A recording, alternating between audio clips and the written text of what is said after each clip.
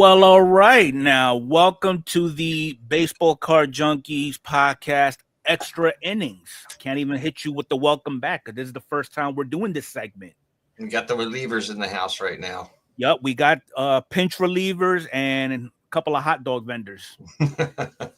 So let's see. Do a quick roll call. We got Sean. We've got Jeff. We have Sean again. We got Tom. We got Maddie, Larkin, Brandon. How you gentlemen doing? How we doing, guys? All right. Hopefully y'all caught yesterday's podcast. If you haven't, it's up and running on Adrian's channel, or you can go ahead and listen to it on your favorite podcast. But I already know the outcome, Mike. How was the weekend besides work? It was work. I ended it with the Junkies podcast last night. The best part of the weekend. All right. All right. So we're just going to go ahead and dive into this. And basically, we're just going to now do like a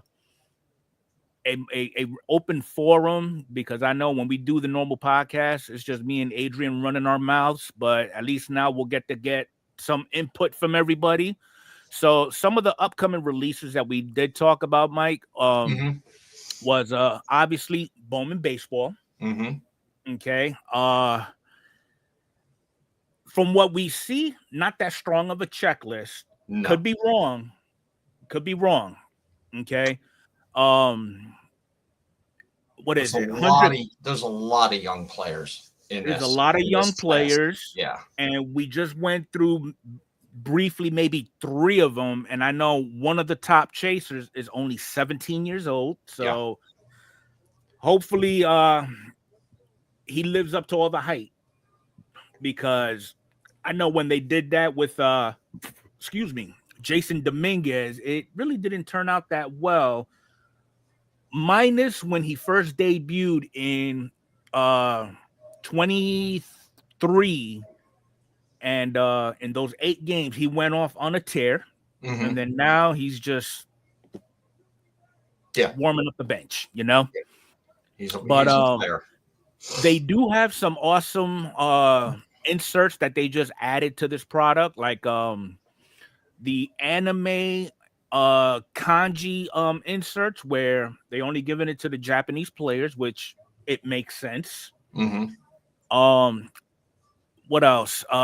Everything is scheduled to be released in 2 days, minus the mega boxes. And the mega box is actually going to be released on the 28th of May, I think, for about $50 to $60. But that's the usual price for those. Yeah, it's just the usual price. But I did catch a product breakdown from Striker Breaks, and basically the dollar per card best format for your and to get the best bang out of your buck, if you're not looking for autograph, it's going to be the blasters. Correct. That's usually the case. Right.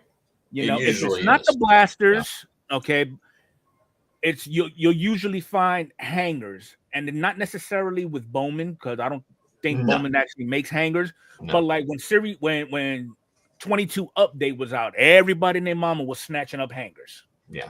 That seems to be hangers seem to be more of a flagship item, where they seem to be a lot better than the blasters.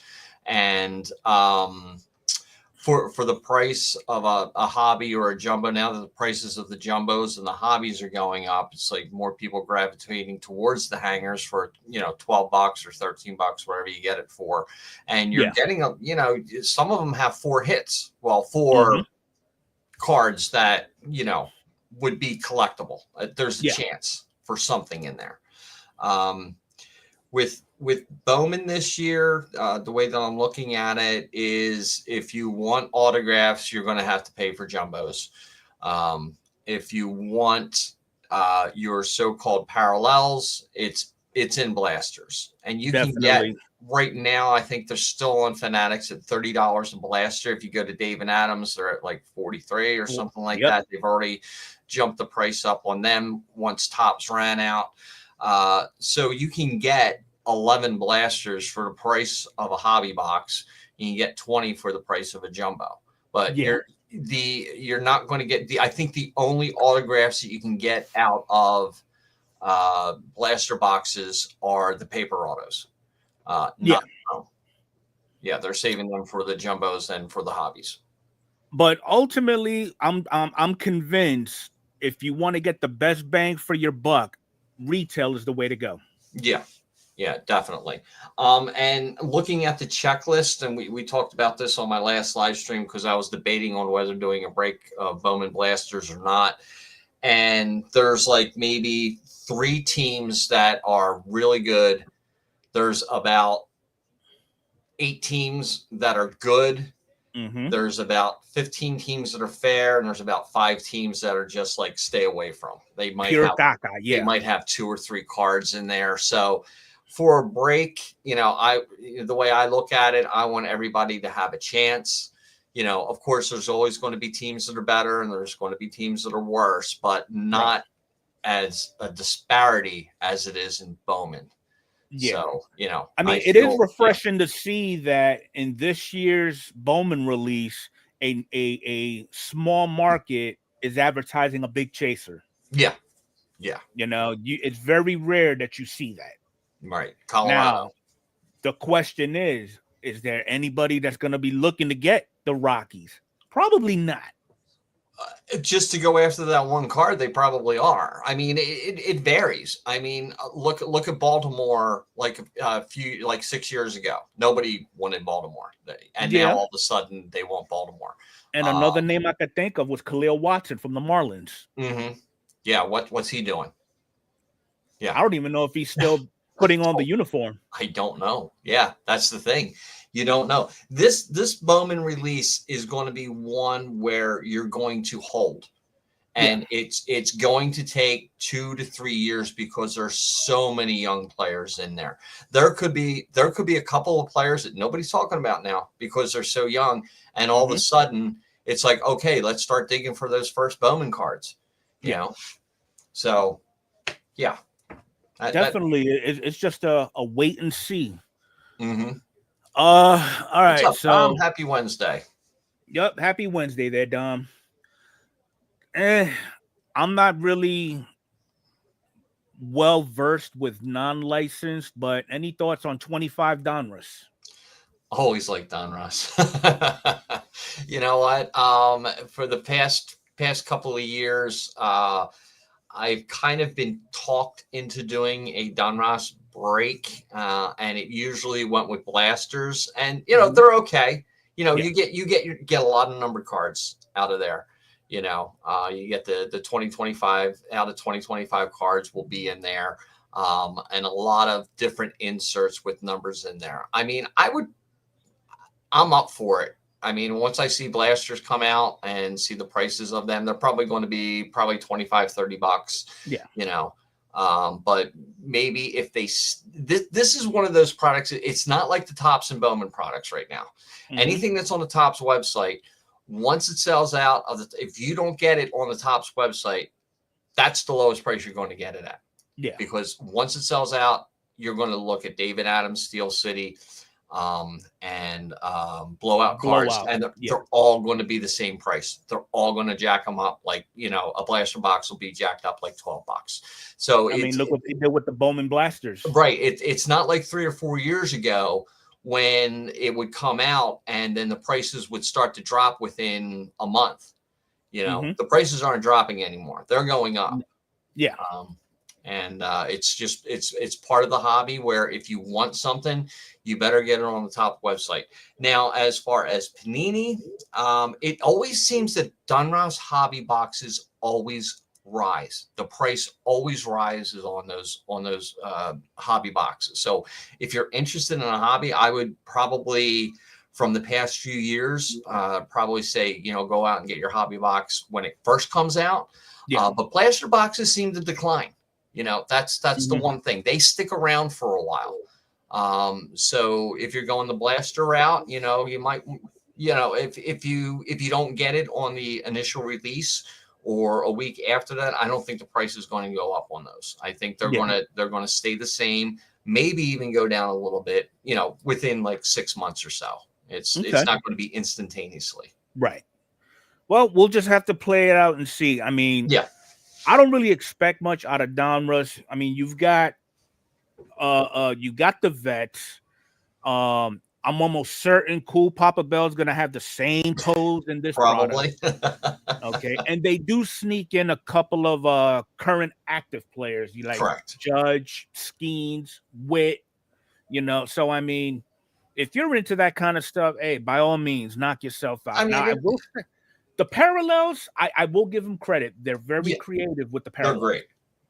Okay, I mean, they use animal skins. I think I seen a leprechaun skin at one point. I mean, it's I will give them that, but with the roller coaster that Panini has been going through as these last couple of months, I don't know. Well, it was funny because we did I did a Chronicles break where I think it was 2022 Chronicles, and we did the fat pack boxes. So there were 12 packs in each box, and I had 12 boxes.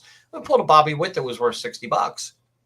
Yeah, it's out there. It's there. There is a market. People, if you're looking to get a hot card and sell it, you can do it.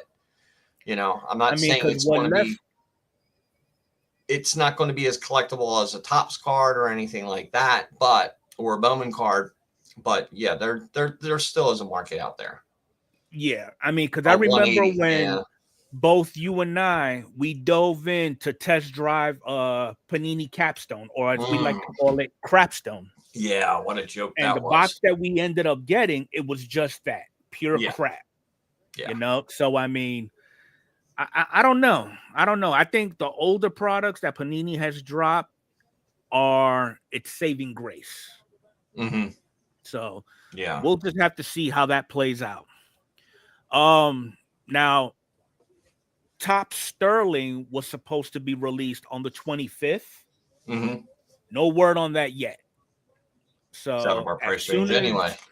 As soon as something surfaces, you'll find it here on YouTube first. Yeah. Okay. I mean, it's a good product. I think if I'm not mistaken, it comes with 5 mini boxes, 1 auto per mini box, and it's a thick card stock, and the design just looks nice. Yeah. So I mean, it's nice and shiny. The autos are all on card, so I mean, you won't it's almost always you will never get a complete solid box. You'll probably, out of the 5 autos, you'll probably get 1 mediocre name. And then everybody else is either meh or below. So we'll just have to wait and see. Canadians are happy. Toronto just scored. Oh, I bet. All right, so now I'm kind of looking forward to a museum this year too. Really? See what they're going to do with that. Yeah, we'll see how that works out. I mean, there's a couple of them that I got my eyes on. Like, I know we broadcasted it yesterday.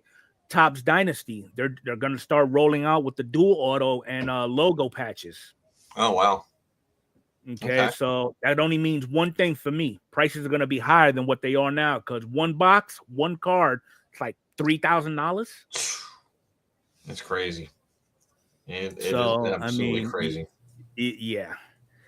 All right. So recently, everybody is starting to crack into 2025 Topps Chrome Black. I really have no complaints about that product. The base cards are awesome. You know what? I think that the way they redid the product is perfect for a mid-tier product. Right. Actually, throwing you a few more cards. Actually, almost tripling the amount of cards that were in there. There was only about 4 cards last year. It was 4 cards in 1 pack plus the encapsulated card. Right. Okay. So they've almost doubled the amount of cards that are in there. Yep. And they have kept the price point the same, which is shocking. Yeah. You figure with more cards they're going to jump up the price point, but no, the price point was pretty much the same as last year. And I do like it. I do like what I see coming out of it. Yeah. Now the parallels are a big improvement from years past, because I know for like 2024, if you pulled like a gold to 50, the it's like a circle behind the player that's just colored gold. Yeah. And now this one, the whole background is gold. That's the way and it I should like be. that. Yeah. You want a The gold card. rookie You don't want a gold inserts, circle card. Yeah. I like the rookie inserts. It's got the big old rookie logo just plastered right behind it. Yep. And then with this one with this product for this year, they did add a couple of inserts. You've got the Nocturnal, you've got the In the Spotlight, and they actually brought back Depths of Darkness. And with that one, I'm still kind of iffy on, because we're talking about one card that basically, it's like taking I don't know the name because I don't speak Carpenter. You got that fake wood and you just layer it on top of each other. Laminated wood. There you go. I'm not a carpenter, but I know it. Okay. You know, you really have no control of the condition of those cards once you've picked up the box. Because again, I picked up I got a Depths of Darkness Julio, and in my mind, I was hoping for at best a 9, but it came back a 5. Ooh, yeah. Yikes. So I'm not really too fond of the Depths of Darkness and how they put that together. I mean, I like the fact that it has a little shadow box appearance to it, but good luck trying to get a decent grade on it. And I'm sure there's some out there. Yeah. Okay. Yeah. But you know, it's like maybe they just don't know how to grade a card like that. That's a possibility, because I know you've got all the corners, you've got the front, you've got the back, and then you've got the inside of the damn card itself. You know, so I mean, I'm telling it like it is. Yep. So all in all, though, Topps Chrome Black, it gets a thumbs up from me. I actually like the product. No complaints. Now, Topps Heritage. Yes. Not a big fan of it, but I'm not against it either. The fact that it gives me, and I get it, it's in the name, but when I look at the colors, I sense like an Austin Powers vibe to it. Oh, of course, it's the 70s. What do you expect? Well, I was only around for 1 year out of the 70s. Okay? I was around all 10. But I mean, it is a good set. I do like it. The only thing that really I wish they kind of improved on is deciphering your image variations and all these other little nooks and crannies that come along with it. Well, at least the image variations are flipped this year, which is nice. Because I went through that last break and I looked at the back of every card and I didn't see anything else on there. Unlike 2024, where, you know, the one pack that we opened had the 2 Vladdies in there. And we're like, why is there 2 Vladdies? Oh, okay, it's a color swap. Right. But I did find another color swap, and it was for the Astros in there. It was the reliever. I can't think of it. Hader had a color swap in there too. But I had to look at the back and look at, you know where the variations were. This year's product, at least the variations are flipped over, which is very nice. And you can, because we found the Jazz Chisholm, it was flipped over. Like, okay, what is this? Oh, it's an image variation. Okay. So that was really cool. With this product, looking at a lot of different breaks, hobby boxes, when we were done with the break that I did, I had all of the, we did 4 blasters, we did 2 megas, and we did a hobby. The amount of hits that came out of all of those products were all about the same. Well, I shouldn't say hits. I should say variations or different inserts. The blue chrome, the silver chrome, the sparkle cards. So out of all 3, the stacks were just about the same, but the blaster boxes had so many more numbered cards in there compared to the others. Can we agree that you'll get the best bang for your buck and the most value from the blaster format? Well, it worked that time.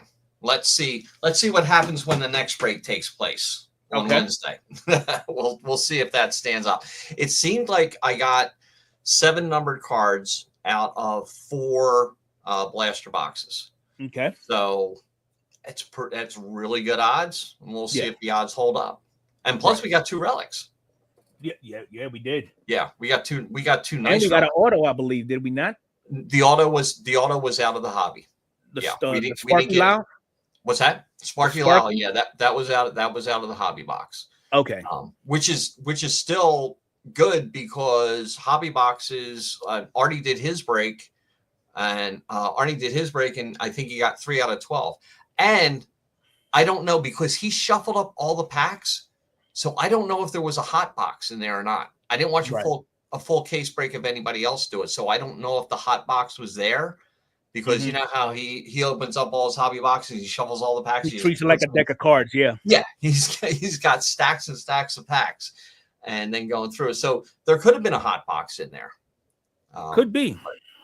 But I didn't. I haven't looked at anybody else opening up a case. I know Stuff Geeks Rips were doing a full case, but they had it broken up into different areas. I caught one of the videos. I didn't see a hot box, so I'll have to take a look at the others. Yep. So it looks like you've got another lineup set up for a break, and we'll go ahead and talk about that a little more later on towards the end of the show. Yep. Sounds good. All right. Topps Tribute. Okay. I like it. I haven't seen it. I haven't looked at it. I would compare Tribute quality wise right there with Chrome Black. Okay. You know, it's like they actually put some thought into the card stock, 2 the design, the card, the autograph. If you're one of those that's looking for the autographs, they're on card. Okay. The parallels, they stand out.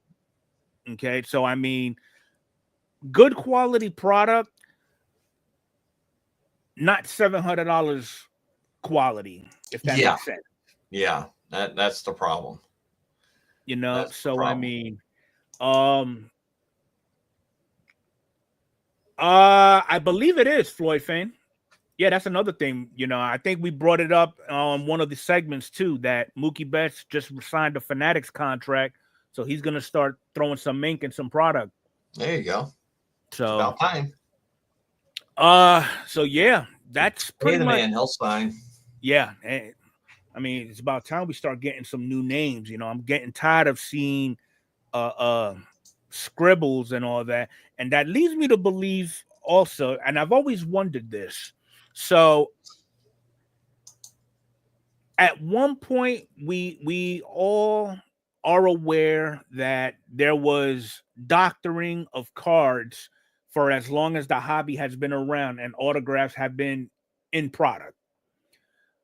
You would think for a manufacturer who is actually putting these cards together or these products together, they would want to kind of safeguard and come up with measures to prevent forgery of autographs.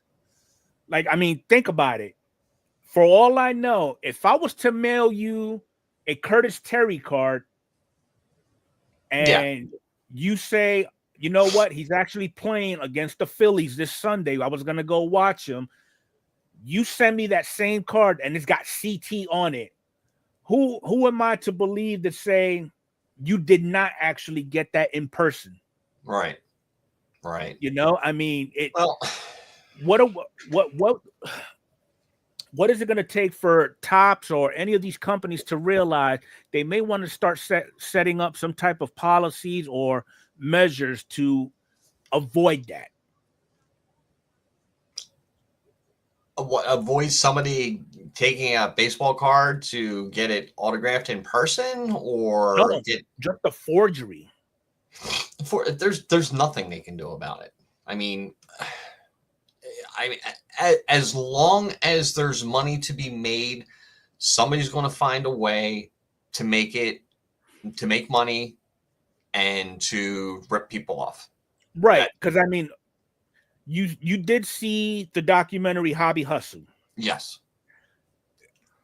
Most of that documentary was about Cliff, who was known as the king of forgery. Mm-hmm. And he would actually break down to you how he would obtain these forgery cards. Mm-hmm. And how he brought it up was brilliant.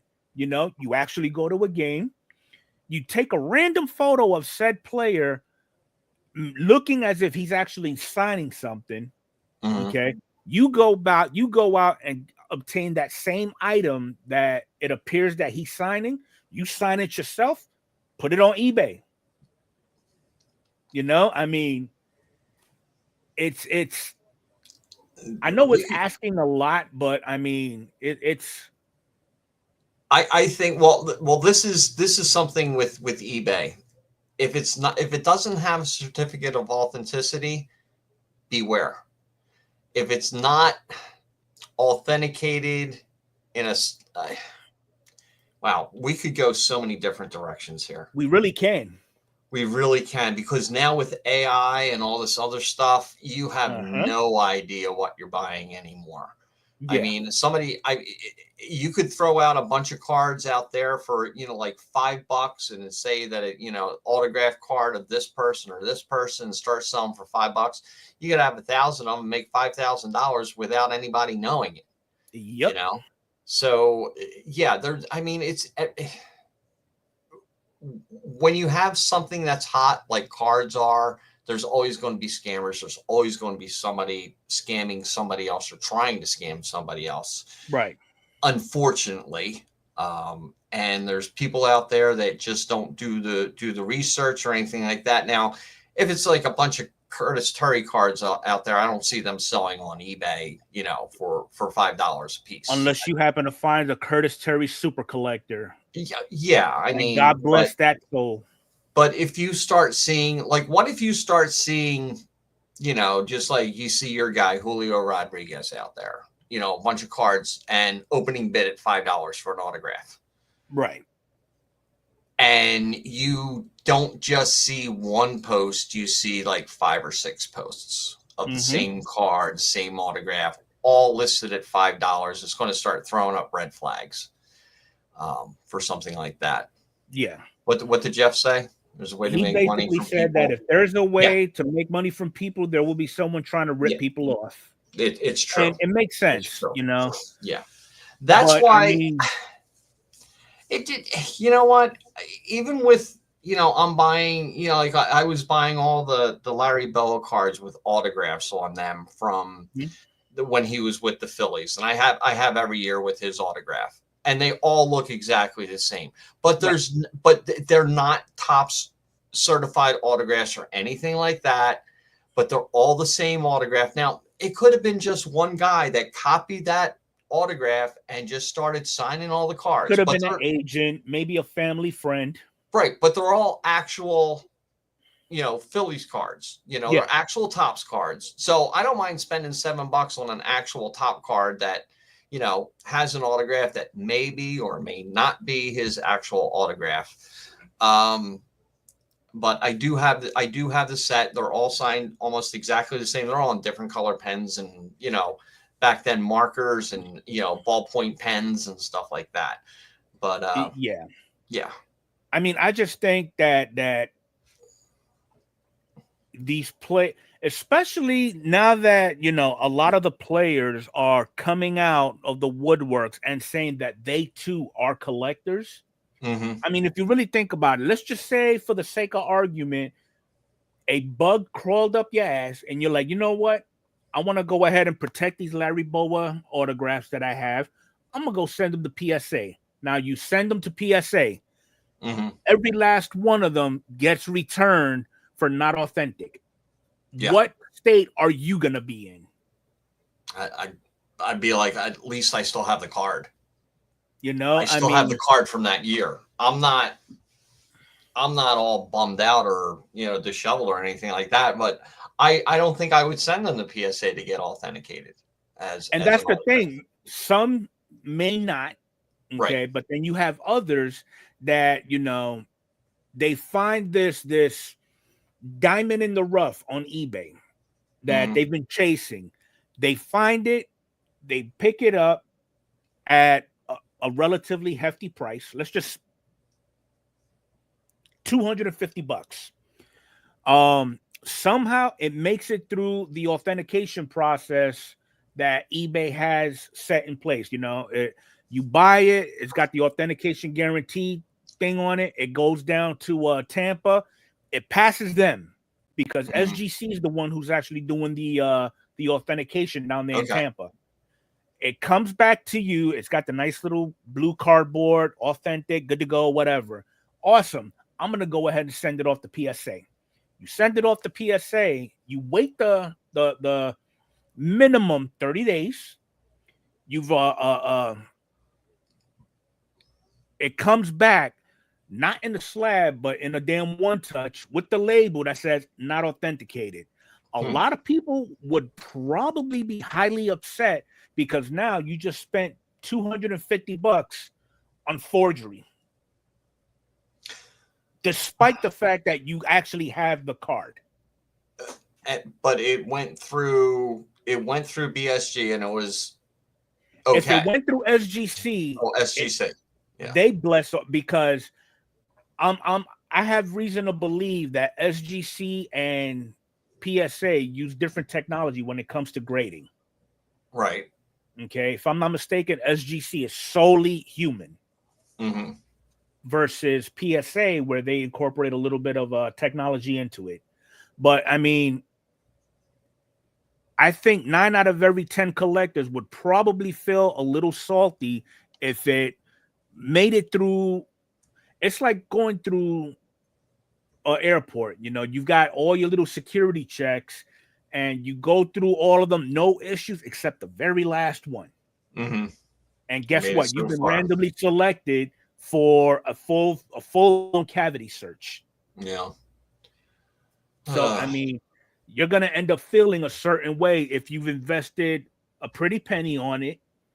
Okay. You've invested some of your time because, you know, you send it off, you paid to get it shipped, you're waiting the 30 to 60 days for the grading process. It comes back, it's not slabbed. And basically now your world just shattered. Yeah. Yeah. You know, so I mean, I just think Topps needs to put a little, and again, it's asking for the rebirth of unicorns with pixie dust and fairy sprinkles. But Alan puts up a something good needs to happen. Same can be said for player worn relics. Who really knows if the player actually wore it? However, Topps cards say it is, so it's okay. Yeah. Well, here's the thing with tribute. Okay, they have the little hologram on the relic itself where if you punch that code into it, it'll tell you what specific game that uniform is from. Right. You're right. But with the regular Topps cards, it won't. And, you know, you get a bat relic from like Yogi Berra or a bat relic from Babe Ruth. I mean, was it actually a Babe Ruth bat? Because they ain't paying, you know, $40,000 for a Babe Ruth bat so they can chop it apart to make a relic out of it. It could be a game. It could be a game issued versus a game used. Yeah, but even back then, they weren't even thinking about that back, you know, in the 20s and the 30s. Like, oh, this bat one day is going to be in a relic in a baseball card for Babe Ruth. You know, it's like it's just like you got to take it for what it's worth. Yeah, you know, it's a game used bat relic. But was this actually Babe Ruth's bat? I find it hard to believe, you know. This is true. And if you do happen to find an authentic game, Babe Ruth bat relic, it's probably in one of those product lines where you have to put the house up, you got to put the cars up, and probably the birthrights to your firstborn child. Yeah, exactly. You know? So, I don't know. Hopefully 20 years from now, 30 years from now, we'll probably all be long gone. Some measures are actually implemented, but only time will tell. So do you remember how it was advertised back in November? Nick from Pet's Car Collection pulled that Platinum 101 of Paul Schemes? Yes, I do. So he works for an auction house already. He works for Robert Edwards Auction. So he decided to put that Skeens up on auction through his place of work, which makes sense. And it just sold for $22,800. Wow. Okay, so kudos to that. Yeah. As a cherry on top, they featured Peds with that card in Sports Illustrated. Oh wow. They gave him a little article and basically broke down the whole story of, you know, how he came across the card, his reaction. They got his thoughts on it, and it was pretty cool to see. And it was all up and down Twitter or whatnot. So I mean, like I mentioned it yesterday, I'm glad to see good things happen to good people. Yeah, absolutely. You know, absolutely. What's up, Drew? What's up, Mark? What's going on? Got some new people coming in. Definitely. So now with Willie Mays in this next line of Topps Definitive, they're taking some memorial patches of Willie Mays and throwing them in Topps Definitive. Mm-hmm. As if the product isn't stacked already and priced high. Yeah, exactly. You know, so. What else we got here? Now the gem rate, we did talk about the grading for cards and everything like that. And I'm not going to bring up the numbers. I'm just going to let everybody know.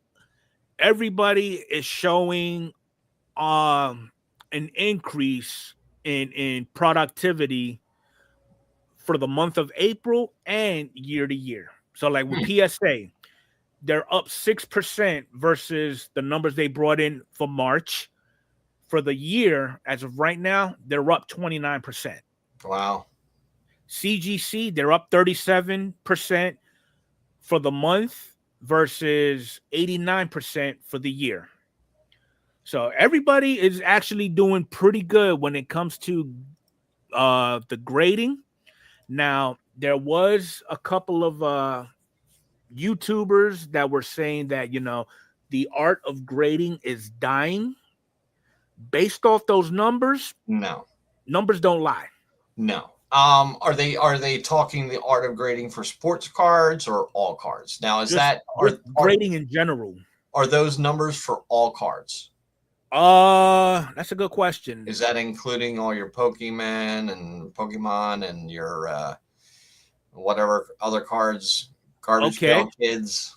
So, for the month of April, okay, PSA has graded 570,000 sports cards, which is up 70% from March. Wow. Up 23. It's down 23% for the year. Okay. SGC, they're down 5% for the month of March, 15% for the year. They're up. TCG, so all your Pokemon, your Magic the Gathering, your Yu-Gi-Oh! PSA graded 989,000 cards, which is 25% higher than what they did in March, up 111% for the year. All right, so that's what's driving the numbers up. TCG is making their presence known. But still, the sports cards are going up too. Not as drastically as the others, but it's still going up. So yeah, I figure I'd show it anyway. Yeah, there you go. Let's take a gander. So ultimately, this is the overall summary of their performance. So PSA, they graded 1.5 million cards, up 6% from March, up 29% for the year. Now for sports, again, 570,000 cards. They're actually down. I'm going to correct myself. They're down 17% for the month and the year. TCG, PSA, that's where they're making their money at. Okay, and it says it here.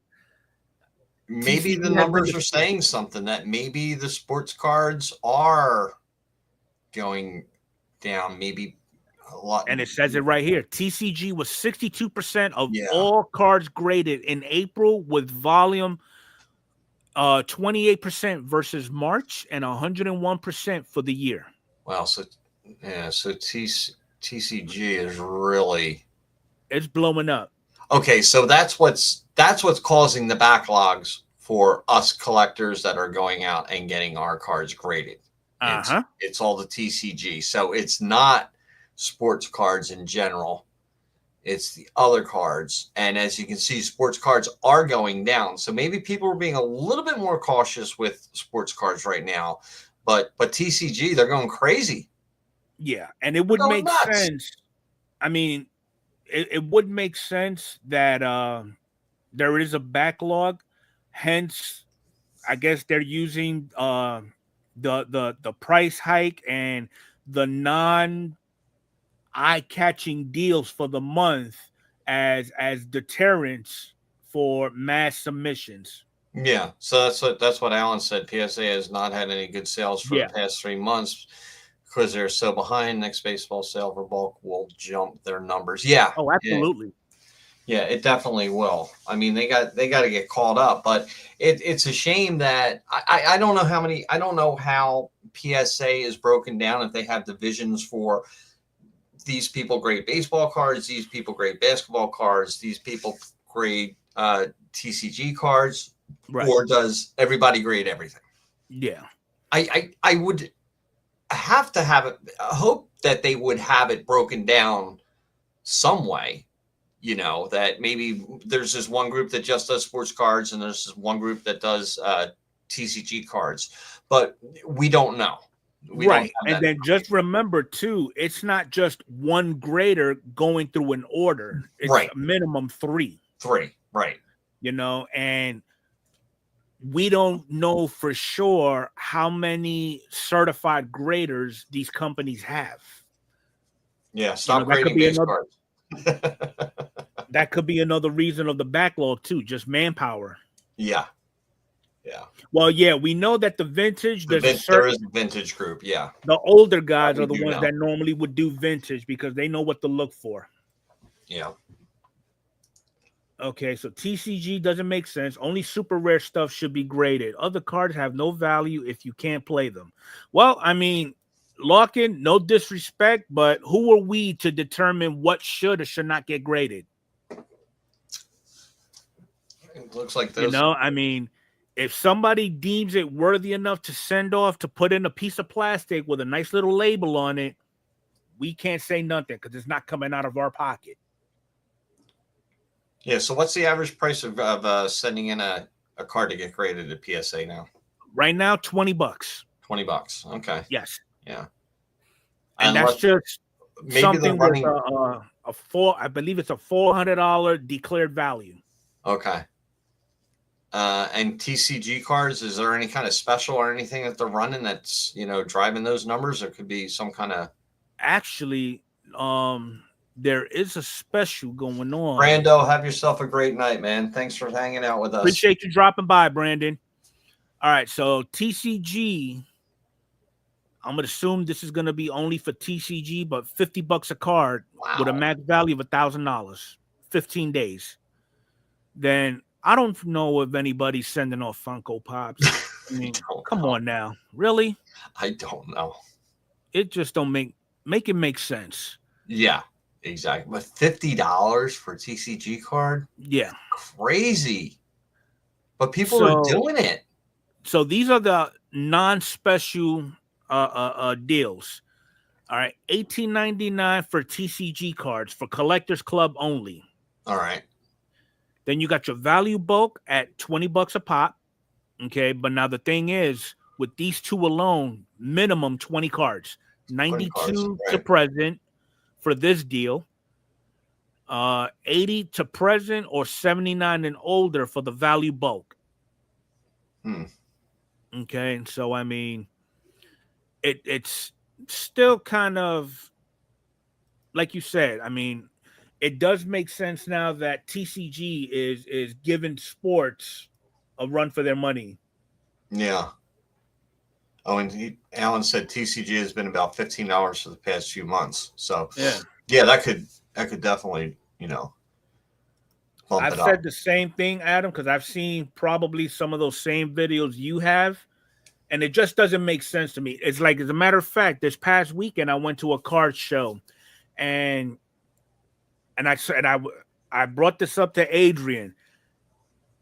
It basically there was about 30 to 50 tables at this venue. I went through all the tables and I literally counted 13 baseball cards throughout that whole venue. Everything else was Pokemon, Magic the Gathering. 4 tables alone were devoted to damn Yu-Gi-Oh!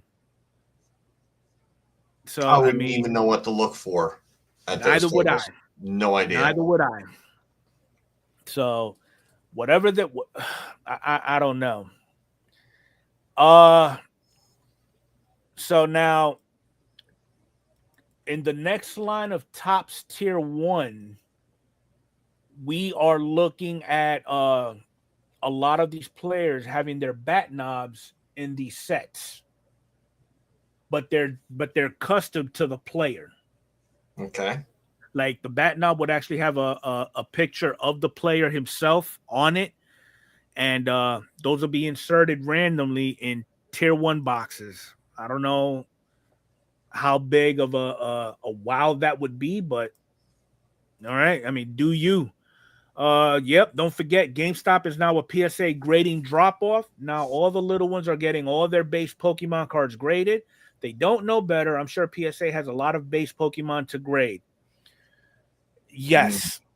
So I'm sure a lot of reasonable-minded collectors that don't indulge with the Pokemon, they refrain from sending sports cards to GameStop because we've mentioned it here on the podcast a few times.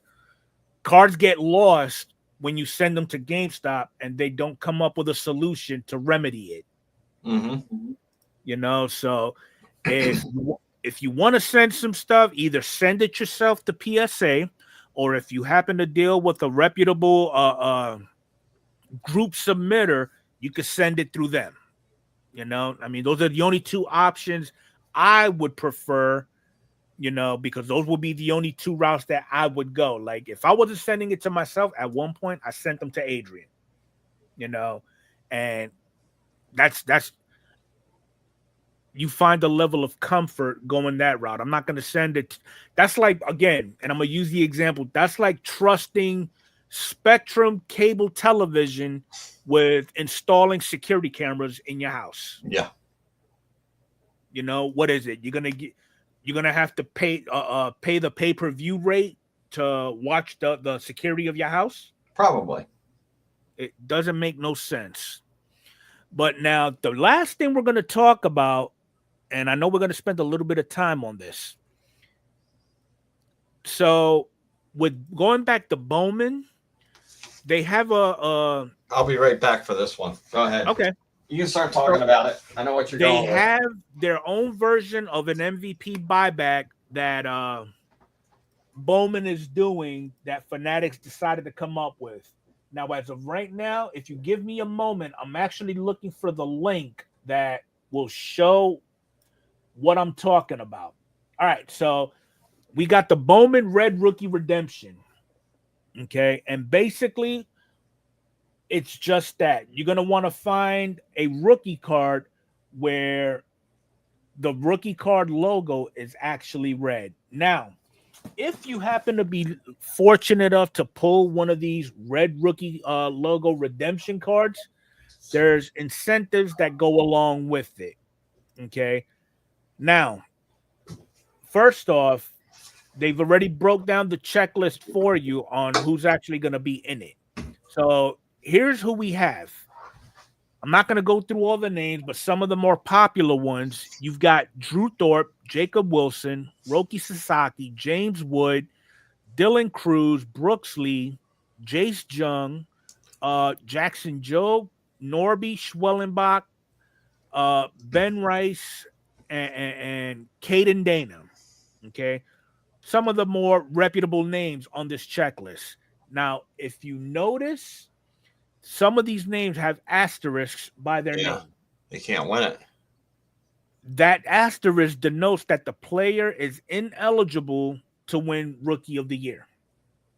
Okay, so that's one strike against you. So let's just say if, Mike, you decided to run a Bowman Blaster break and Allen's got the Yankees, he pulls a Ben Rice red rookie redemption. No, you better hope he wins an MVP. He's SOL for the rookie of the Yeah. year. Okay. Yeah. Now, good, just like you mentioned. So if you end up pulling a card of that particular rookie and they win rookie of the year, you're gonna be guaranteed $100. Okay, and you can use it either in Fanatics Live where they run their breaks, or you could actually use that same $100 and put a down payment on 3/4 of a jersey of your choice. Because I don't know of any jersey that you're gonna buy that's $100. Now, let's just say that same player who won Rookie of the Year walks away with one MVP or a Cy Young. You're gonna tack on $200 to that. Okay. And the more MVPs or Cy Youngs said player wins, just tack on $200 to that.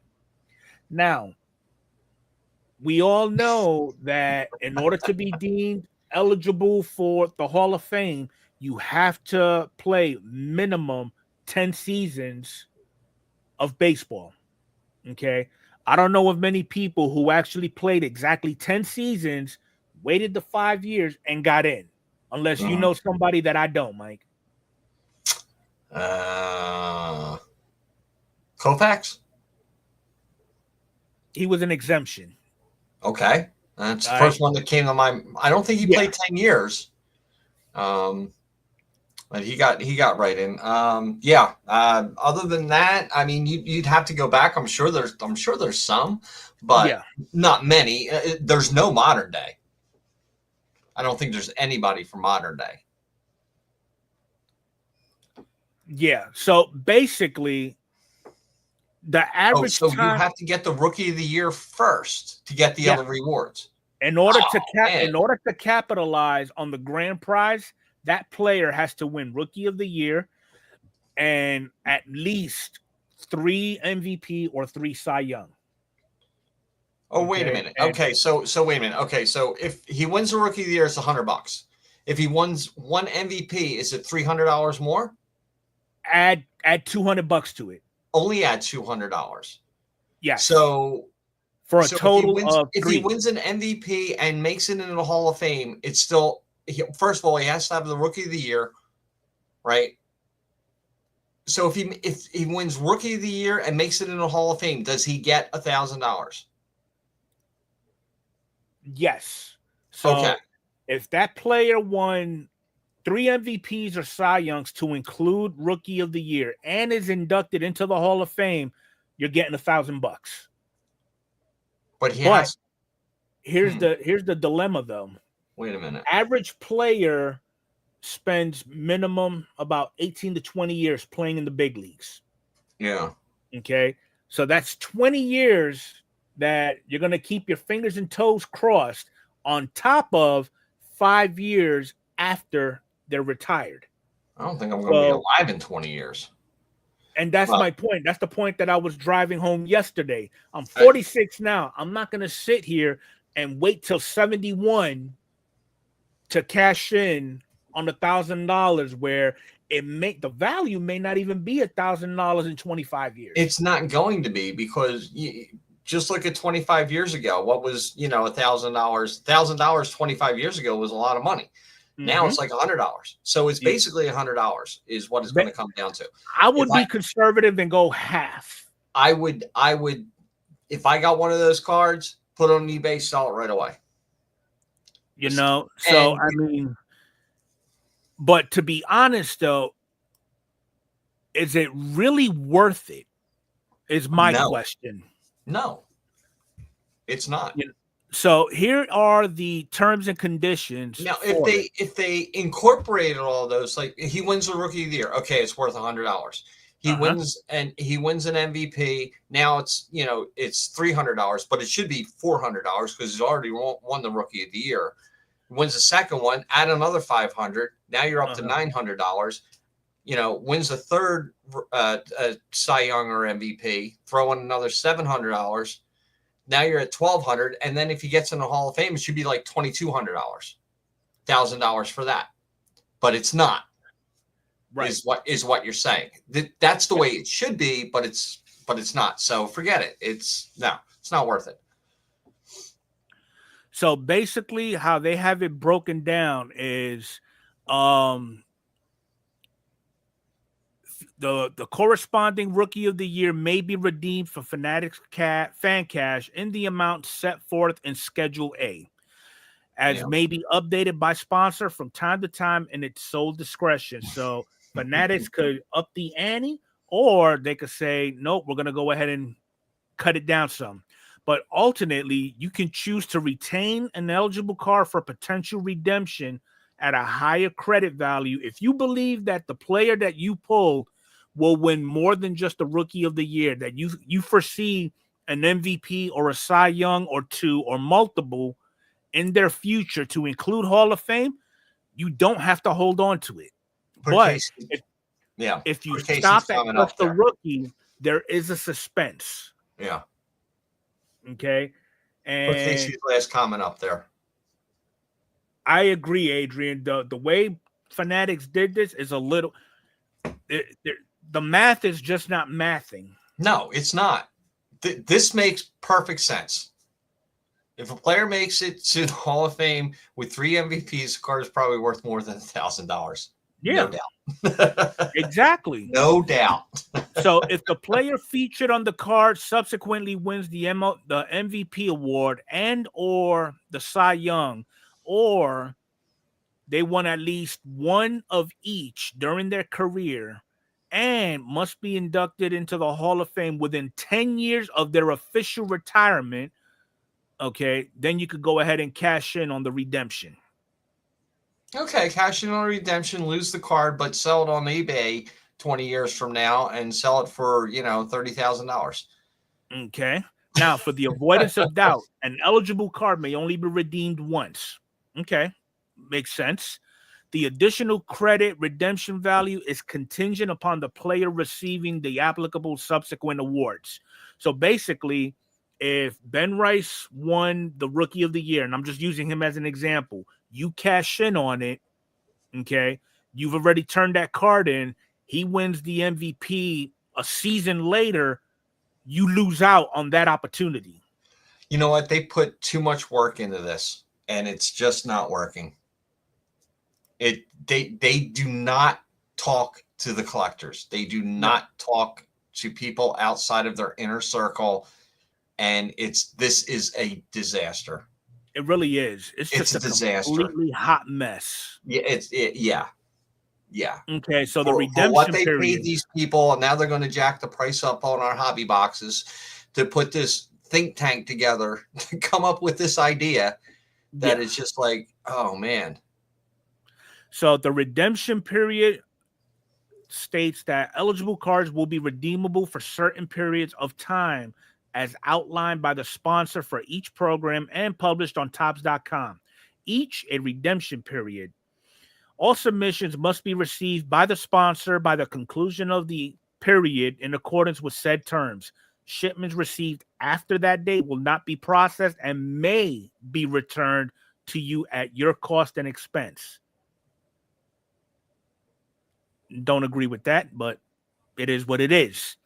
The submission process: you must have or create a Fanatics Collect account to participate in the program. You must provide accurate info about each eligible card's condition and specifications during the submission process. Any discrepancies may result in a revised redemption value or complete rejection of the card. The maximum number of cards that could be redeemed is 50. I don't see 50 cards being redeemed by any one person. I don't care how many cases you rip. Mm-hmm. What else? Sponsor reserves the right to monitor, enforce, and modify this limit at its sole discretion to ensure compliance with the terms of this program. Cost and expenses: basically, you will be responsible coming out of your pocketbook or your purse or your wallet for anything going to and from.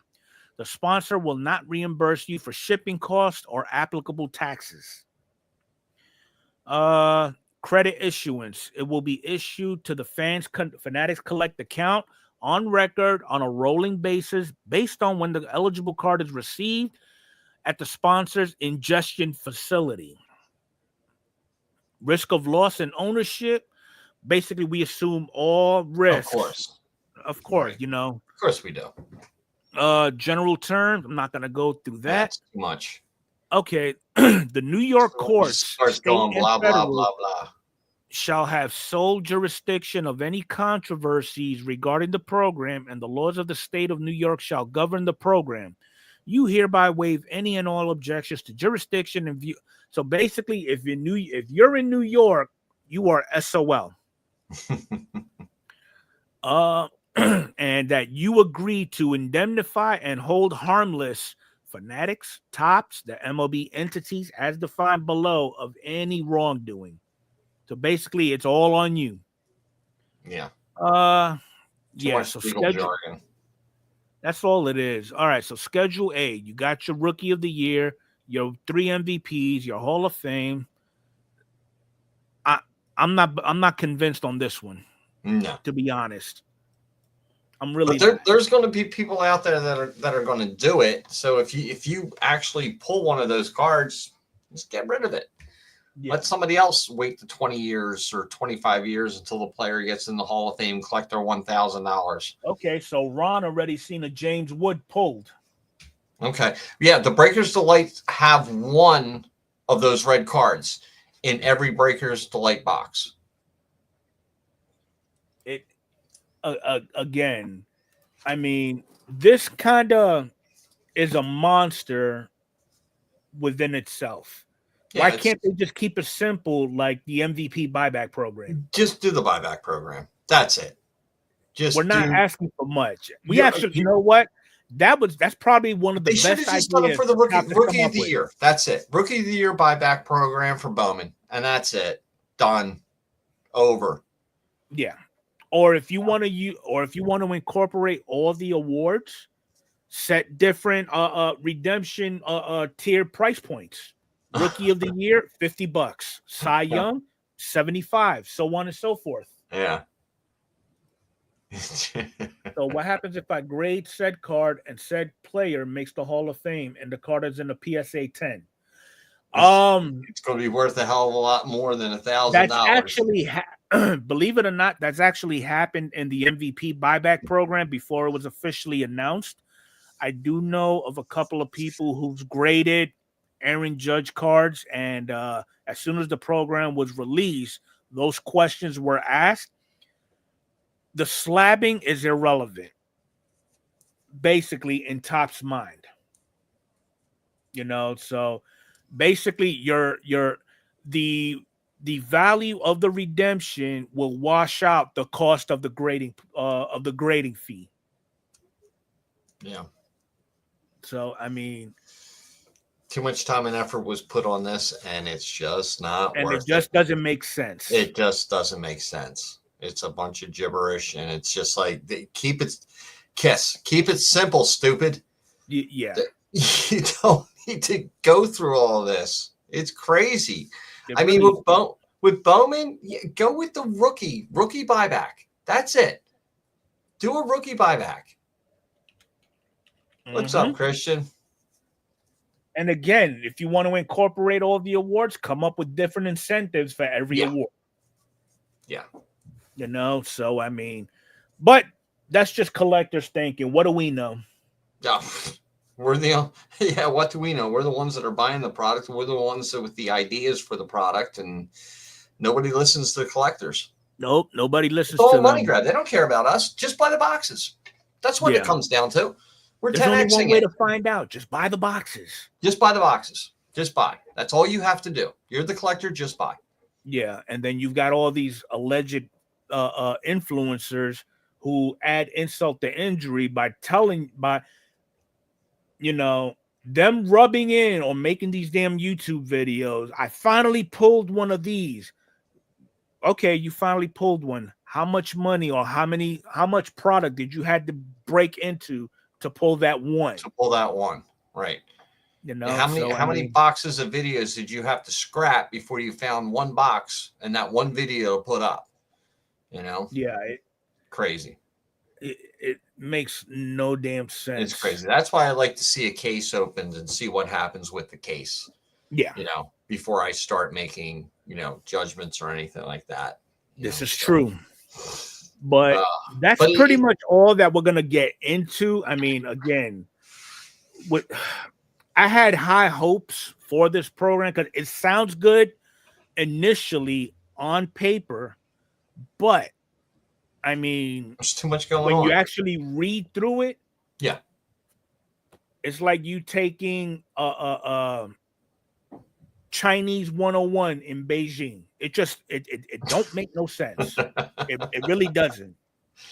Yeah. So yeah, I don't know. We're at the point now with the way Topps and Fanatics has gotten together that if you don't jump, you have to jump on the product to get it at the best price. But you don't know what the product is actually like, because I always like to review other people on YouTube opening up the product. Yeah. And at that point, the price point on the Topps could be sold out, Fanatics could be sold out, and then we have to go to a secondary market, and the prices are jacked up about 25%. Yep, because everybody's got to make their cut. Right. And everybody wants to be the first to put the video out. I mean, you see this product, release date, let's just say, is Wednesday the 7th. And people Sunday are breaking the 4th, into it like a week prior. Yeah, Sunday the 4th, you got, 5 videos of this product. Okay. Yeah. How did they get it? Yeah, it's just like it's crazy. It's absolutely crazy. The way this stuff is leaked, released. I don't get it anymore. I just don't. Now, I will say I'm glad to see that, despite the fact that a lot of these bigger names are getting their hands on this product before release, at least there are some good conscious individuals out there. When they do get their hands on it, they give you their perspective of said product. Like, for example, with Stryker, he's always given us value breakdowns before it actually gets released, and he gives you the pros and cons, and you can actually see it on screen for yourself. Right. And he gives you the information for you to make an informed decision. He's not trying to persuade you otherwise. No, not at all. No, he's showing you the different form. He does it for the flagship products, and he does it for Bowman. Which are the ones that are probably the most collectible for said collectors. Right. And yeah, he doesn't try to influence, and say, hey, go out and buy this product, or that, he'll break down every format, every card, every parallel, every autograph, in every format. And, kudos to him, because before the sheet was like maybe, 12 lines long. Now it's like 50 lines long. Yeah. For everything. And, he puts it together, and he gets it out there, and it's out there, and it's a 15-minute watch, and he goes through every format and everything. And you get a lot in those 15 minutes. You get everything that you need to know in 15 minutes. Yep. So kudos to Stryker. I've been following him. He was like, I think, the second person that I started watching when I started my YouTube channel. First was Jabs, of course, because he just pops up everywhere. Yeah. But then it was Stryker, and I got so much information out of him, and I've been a hitter with him for almost 5 years now. Yeah, almost 5 years. Yes, Scotty B does the same breakdown. Yep. Scotty B's good. I kind of like the way Stryker actually dumbs it down for the viewer. Okay, because to me, how he presents it, he's putting it out to where he's answering questions of collectors, of investors, of flippers. So basically, he's touching on all the inner communities within the hobby itself. If you're the guy who's only into autographs, Jumbo's the way to go.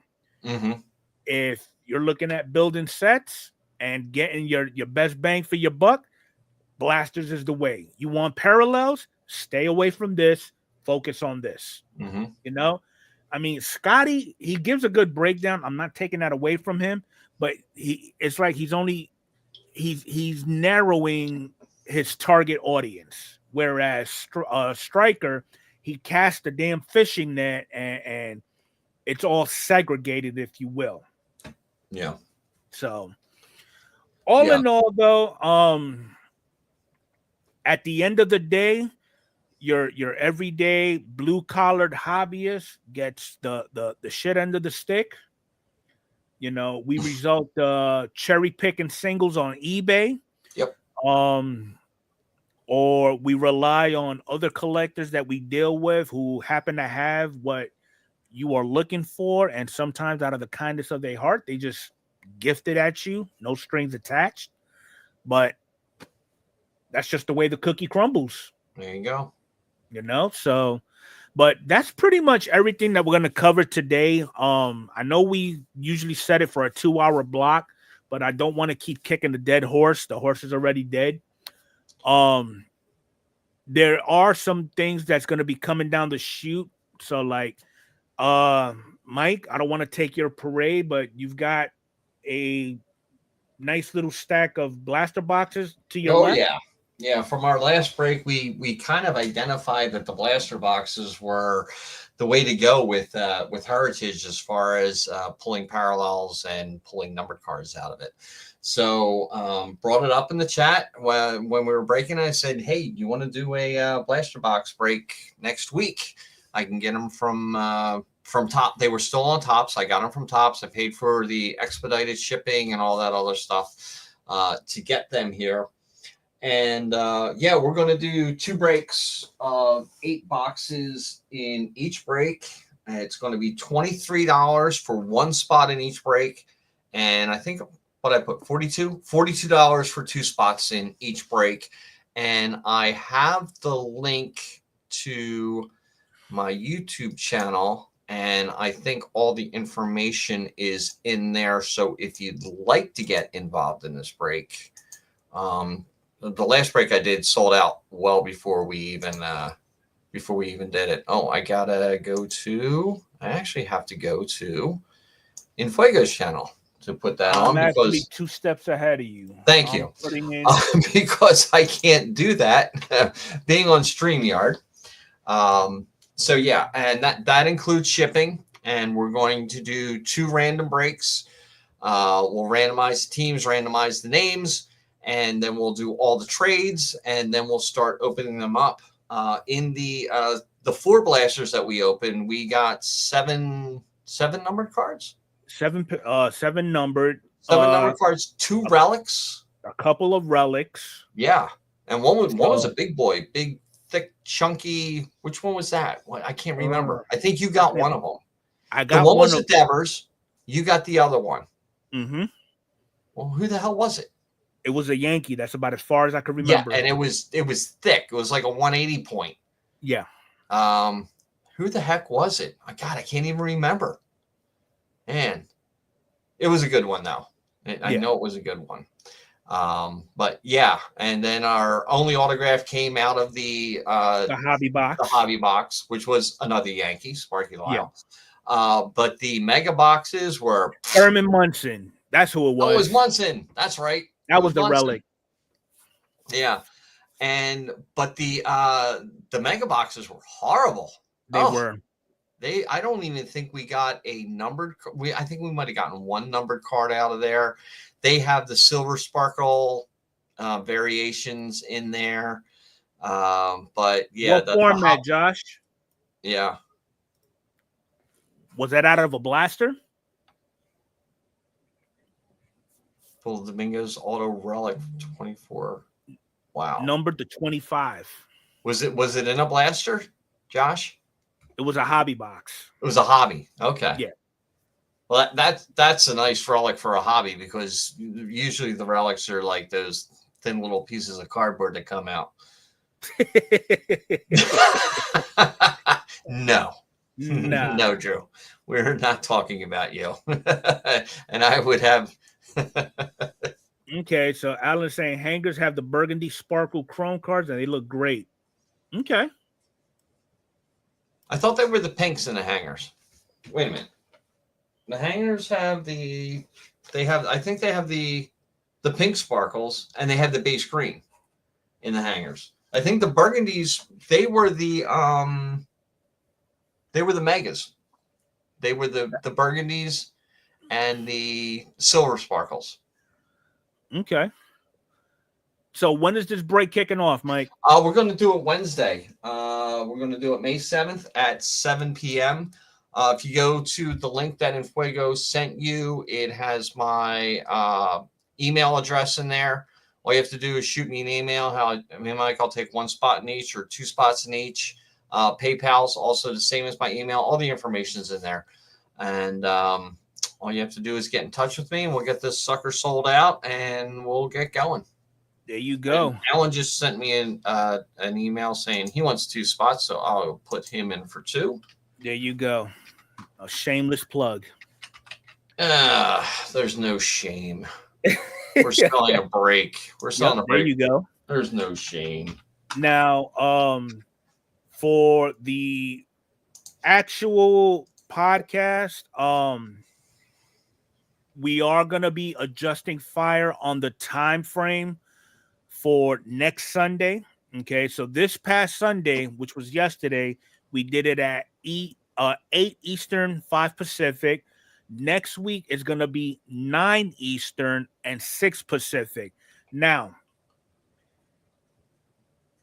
the issue that kind of rubs me the wrong way is the fact that we get too wrapped up around consistency with when you run your own live streams. Okay, in my little military mind, plus my 2 terms in the 4th grade, if I'm running a live stream on a certain day at a certain time, and let's just say Christian Hobbyhound, for example, he's doing his live stream at the same time period, neither one of us are going to feel a certain way when we're crossing streams. Take that statement for what it's worth. I'm just calling it like it is. Okay. I mean, granted, there's a thing called courtesy when we do happen to go on around the same time. Okay. There is a little bit of give and take, but again, we as individuals, we have adulting lives. We have schedules that force us to do our recreational activities at a certain day at a certain time. If it crosses into the same time frame that you're on, who cares? You know, with as many people as there are on YouTube, okay, you should not be just solely relying on that 20 or 30 individuals that show up to your stream every week. And if that is the case, you may want to re-engage on how to go about increasing that fan base. I'm just throwing that out there. You know, I mean, it happens. Whether we like it or not, we all have our own personal goals with our channels. We all have different scenarios going on within our everyday lives.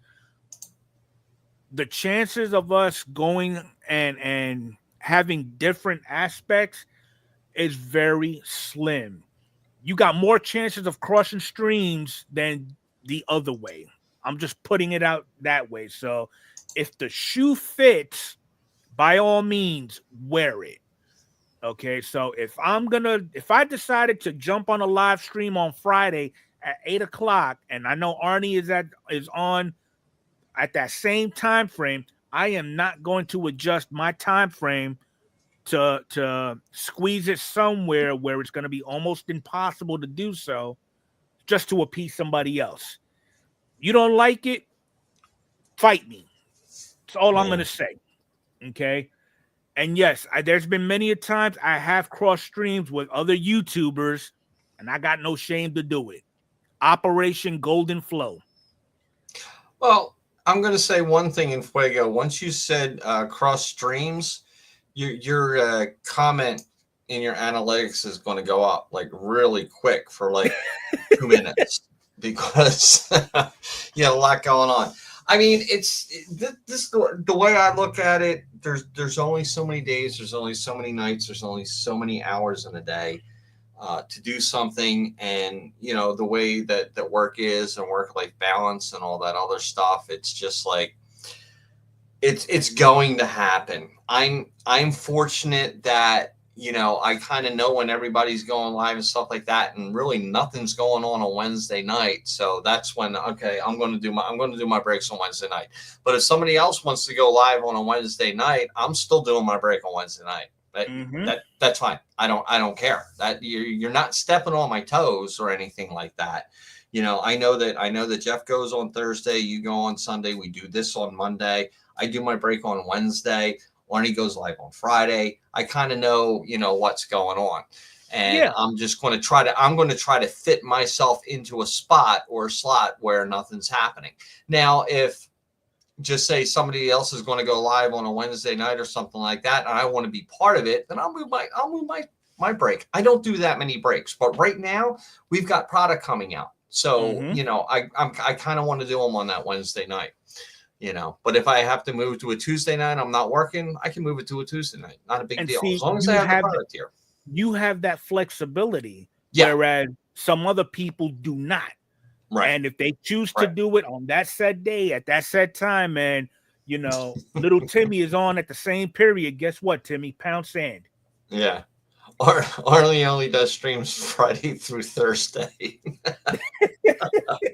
You never know when Arnie's going live. It's like all of a sudden, well, it's 11:30 on a Saturday night. Hey guys, I'm live. We're selling a break, and it's like, oh, you had a break last night? I have no idea. I was asleep.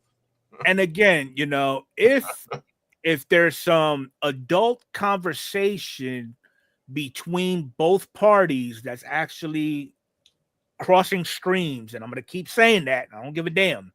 Okay, like, look, if Adrian was going live at the same time I'm going live, which will likely never happen, okay, I can come up to Adrian and be like, look, Battle, I planned on going live at this time because this is pretty much the only time that I got. I've been doing it at this time for quite a few weeks or a few months or whatever.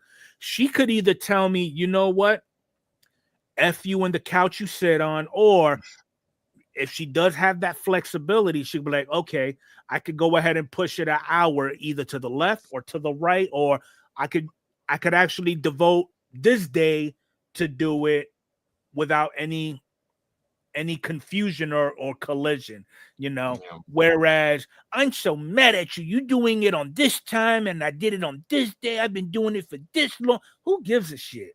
Take the sand out your damn thong, grow the hell up. It's gonna happen. Again, if y'all don't like what I'm saying, fight me. I'm in Florida. I'm not hard to find. I agree, Jeff. Life is way too short to be getting it really is like this. Yeah. But other than that, that's pretty much all that I have. You can catch us every Sunday on Adrian's channel at 9 p.m. Eastern Standard Time, 6 p.m. Pacific. We're going to roll into the extra innings. You can catch both me and Mike, or you could catch the three amigos, including Arnie. And on Mondays from 8 p.m. to 10 p.m., in that window, we may go a little over, we may go under. But other than that, those are the days that you could catch us. Jeff goes on Thursdays. Mike's got a break on Wednesday. We all just one big, happy, dysfunctional family. Oh, we're dysfunctional. That's the only way to put that's why we have so much fun. There's always fun in dysfunctional. Other than that, that's pretty much all that I have. Any last words of wisdom, Mike? I have no wisdom.